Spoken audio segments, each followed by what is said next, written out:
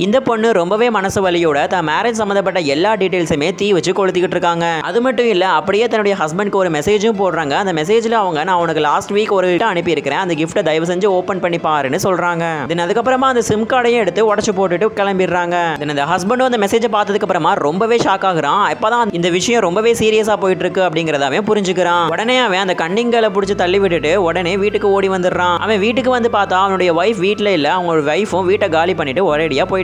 ஏன்னா இந்த ஊர் அவங்களுக்கு வெறும் பெயினை மட்டும் தான் கொடுத்துருக்கு, வேற எதையுமே கொடுக்கல. தென் அவனும் சடனா வீட்டுக்கு வந்துட்டு தான் வைஃப் கொடுத்த ஆனிவர்சரி கிஃப்ட்டை ஓபன் பண்ணி பார்க்கறதுக்காக தேடிட்டு இருக்கிறான். அப்பதான் அவனுக்கு ஒரு விஷயம் சடனா ஞாபகம் வருது. அவனுடைய வைஃப் அவனுக்கு லஞ்ச் கொடுக்கறதுக்காக ஆஃபீஸ்க்கு வரும்போது அவன் வேற ஒரு பொண்ணோட அஃபேர்ல இருந்திருக்கான். அதையும் அவங்க வைஃப் பார்த்திருக்காங்க. இதனால அந்த பொண்ணு ரொம்பவே மனசுடைஞ்சு போயிடுறாங்க. உடனே அவங்க ஒரு கவர்மெண்ட் ஆஃபீஸருக்கு ஃபோன் பண்ணி எப்படியாவது என்னுடைய ஐடென்டிட்டி எல்லாத்தையுமே நீங்க அழிக்கணும்னு சொல்றாங்க. அந்த கவர்மெண்ட் ஆஃபீஸரும் அவங்கள ரொம்பவே வார்ன் பண்றாங்க. அப்படி பண்ணா உங்களை யாராலையுமே கண்டுபிடிக்க முடியாது மேம், தயவு செஞ்சு இந்த மாதிரி பண்ணாதீங்கன்னு சொல்றாங்க. பட் அந்த பொண்ணு கொஞ்சம் கூட கேட்காம தன்னுடைய ஐடென்டிட்டியை எப்படியாவது அழைச்சிருங்க சார்னு சொல்றாங்க.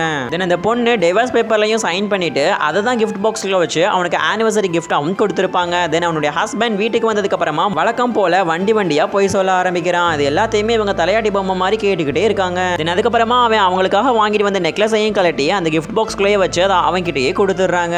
தென் அந்த ஆனிவர்சரி கிஃப்ட்டையும் நீ 3 நாள் கழிச்சு தான் ஓபன் பண்ணி பார்க்கணும்னு ஸ்ட்ரிக்டா சொல்லிடுறாங்க. இப்போ அவன் 3 நாள் கழிச்சு அந்த ஆனிவர்சரி பாக்ஸை ஓபன் பண்ணி பார்த்தா என்ன ஆவான்னு நீங்க நினைக்கிறீங்கன்னு மறக்காம கமெண்ட் செக்ஷன்ல சொல்லுங்க. இந்த வீடியோ உங்களுக்கு ரொம்பவே பிடிச்சிருக்குன்னா மறக்காம வீடியோக்கு ஒரு லைக் கொடுத்து சேனலையும் சப்ஸ்கிரைப் பண்ணிக்கோங்க. தேங்க்யூ ஃபார் வாட்சிங்.